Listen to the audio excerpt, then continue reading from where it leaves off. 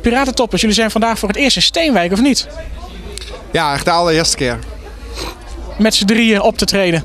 Ik geloof het niet. Er zijn gewoon 2 jongens uit Steenwijk. En ik ben er voor ik ben er voor de 3e keer, geloof ik. Maar het maakt niet uit, we zijn er en daar gaat het om. Heb je hier al 3 keer geboekt hier? Nee, 2 keer was het voor het goede doel. Oh ja, Dat was een zwart plusje, daar moet je niet over praten. Oh ja. Wij zijn alle 2 geboren in Steenwijk. Nee, ik ga naar huis, ik zei En, Ik ben helemaal niet geboren in Steenwijk. jij niet? Nee. Nou, ik ben de enigste Steenwijker. En het doet inderdaad wat extra's. Want ik heb heel veel familie natuurlijk wonen in Steenwijk. Oud-IJzerboeren.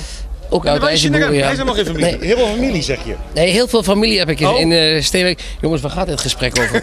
Of Steenwijk? Ja, nee, ik heb heel veel familie in Steenwijk. We Heb hebben ik het wel over je familie. Hij vraagt, ga je nog wat extra Familie doen? Wat Spijkerman, gaan we familie vanavond doen? Spijkerman, familie Ja, Kallenkoort. we gaan wel wat extra's doen. Ho. Wat gaan we extra's doen? Kom niet uit Steenwijk, maar vanavond voor de eerste keer live op het podium de Johnny Hoes medley.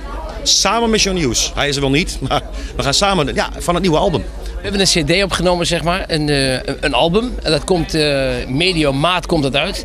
En daar staan 2 medleys op, samen met 1 medley samen met Johnny Hoes.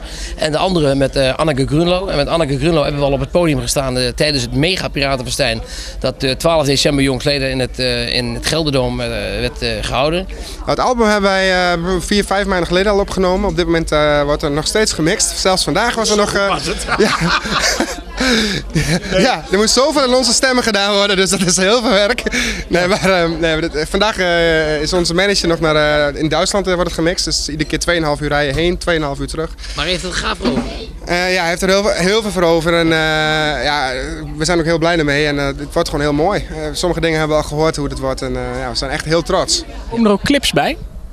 Jazeker, als er hun wil ik er dan niet bij op hebben, maar Sully.